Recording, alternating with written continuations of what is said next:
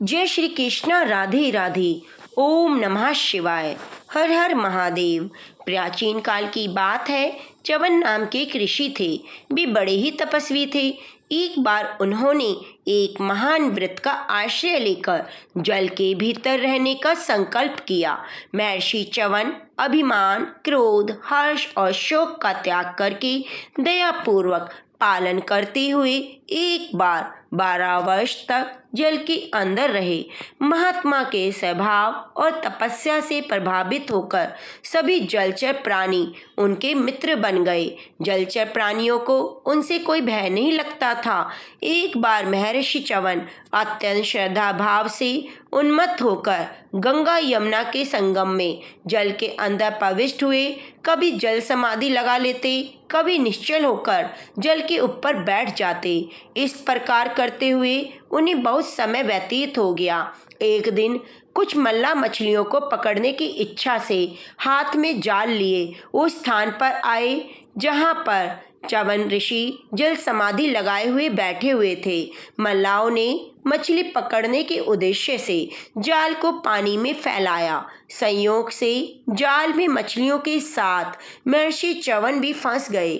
मल्लाह जाल खींचने लगे तो उन्हें अधिक बल लगाना पड़ा। इस पर मल्लाह समझे कि आज तो कोई बड़ी मछली जाल में फंस गई है। उन्होंने पूरे जोर से जाल को खींचा।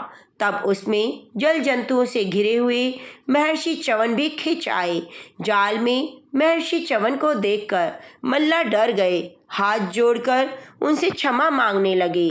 उनके चरणों में सिर रखकर प्रणाम करने लगे। पानी से बाहर निकल आने पर मछलियां तड़पने लगी और मरने लगी।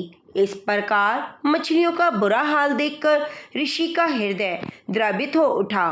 उन्होंने मल्लाह से कहा, देखो, मछलियां जीवित रहेंगी तो मैं भी जीवित रहूंगा, अन्यथा मैं भी इनके साथ मर जाऊंगा।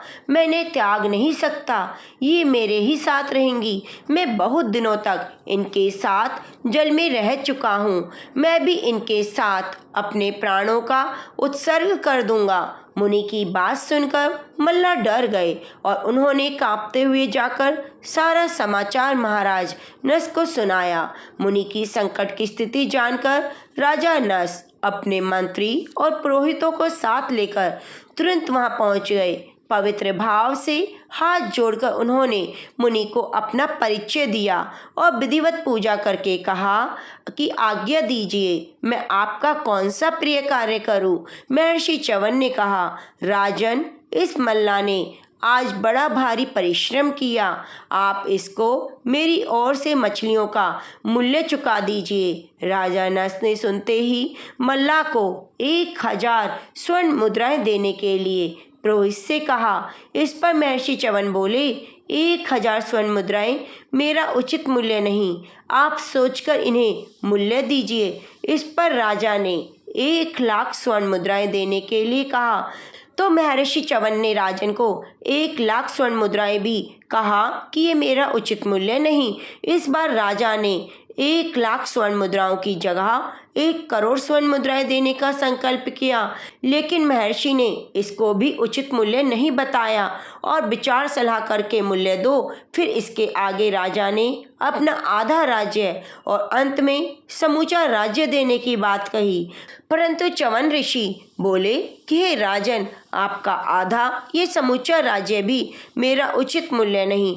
आप ऋषियों के साथ विचार कीजिए और फिर जो मेरा योग्य मूल्य हो वह दीजिए। यह सुनकर राजन बहुत दुखी हुए। उन्होंने कुछ सूझ नहीं रहा था। वे अपने मंत्री और पुरोहित से सलाह करने लगे। उस समय फल मूल का सेवन करने वाले एक वनवासी मुनि राजा नस के समीप में आए और राजा से कहने लगे, राजन, आप दुखी ना होइए, मैं महर्षि को संतुष्ट कर दूंगा। इनका उचित मूल्य भी आपको बता दूंगा। आप मेरी बात को ध्यान से सुनिए। मैंने कभी हास परिहास में भी और सत्य भाषण नहीं किया। मैं हमेशा सत्य बोलता हूँ, आप मेरी बात पर शंका ना करें। राजा नस ने कहा, हे प्रभु, मैं बड़े संकट में हूँ। मेरे कारण एक महर्षि अपने प्राणों का उत्सर्ग करने को उद्यत है। यदि आप इनका उचित मूल्य बता दें तो आपका बड़ा अनुग्रह होगा। इस भयंकर कष्ट से मुझे, मेरे राज्य और मेरे कुल की रक्षा कीजिए। यह बात सुनकर मुनि कहने लगे, हे राजन, ब्राह्मण और गो एक ही कुल की हैं। ब्राह्मण मंत्र रूप है तो गो हविष्य रूप। ब्राह्मणों को और गायों का मूल्य नहीं लगाया जा सकता, इसलिए आप इनकी कीमत में एक गो प्रदान कीजिए। मुनि की बात सुनकर राजा बहुत खुश हुए और उन्होंने उत्तम व्रत का पालन करने वाले महर्षि च्यवन के पास जाकर कहा, हे ऋषि, मैंने एक गो को देकर आपको खरीद लिया है। अब आप उठने की कृपा कीजिए। मैंने यही आपका उचित मूल्य समझा। राजा की बात सुनकर महर्षि बोले, राजन, आपने उचित मूल्य देकर मुझे खरीदा है। निश्चय ही इस संसार में गाय के समान कोई दूसरा धन नहीं। गाय के नाम और गुणों का कीर्तन, कथा श्रवण करना, गाय का दान देना और उनका दर्शन, इनकी शास्त्रों में बड़ी प्रशंसा की गई है। ये सब कार्य संपूर्ण कार्यों को दूर करके परम कल्याण की प्राप्ति कराने वाले हैं। लक्ष्मी प्रदान करते हैं, पाप लेश का मात्र नहीं रहता। जिस स्थान पर गाय का समुदाय होता है, वहाँ बैठकर सांस जो लेता है, उस स्थान की शोभा बढ़ जाती है। वहाँ के सारे पापों को गाय अपनी श्वास से खींच लेती है। गाय स्वर्ग की सीढ़ी है, वह स्वर्ग में भी पूजी जाती है। समस्त कामनाओं को पूरी करने वाली देवियाँ हैं, उनसे बढ़कर दूसरा कोई नहीं है। गाय का महात्म्य सुनने से सभी मनोकामनाओं की पूर्ति हो जाती है। गो को स्वीकार कर लेने के बाद मुनि ने कहा, गाय को यहाँ लेकर आओ। इस गोदान के प्रभाव से तुम्हारे सारे पाप नष्ट हो गए। अब तुम जल में उत्पन्न हुई मछलियों के साथ स्वर्ग जाओ। देखते ही देखते महर्षि च्यवन के आशीर्वाद से मल्लाह तुरंत मछलियों के साथ स्वर्ग चले गए। उनको इस प्रकार स्वर्ग जाते देख राजा नहस को बड़ा ही अचरज हुआ। राजा नहस ने महर्षि को गो जाति की पूजा और उनसे धर्म में स्थित रहने का आशीर्वाद लिया। तत्पश्चात राजा अपने नगर को लौट आए। महर्षि अपने आश्रम को चले गए।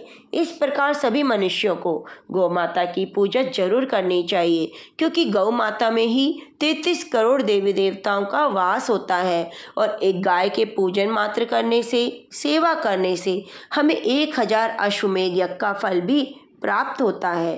तो प्रेम से बोलिए, जय श्री कृष्ण, राधे राधे, ओम नमः शिवाय। प्रिय भक्तजनों, आप हमारे चैनल को सब्सक्राइब जरूर कीजिए और बगल में बनी घंटी को दबाना ना भूलें।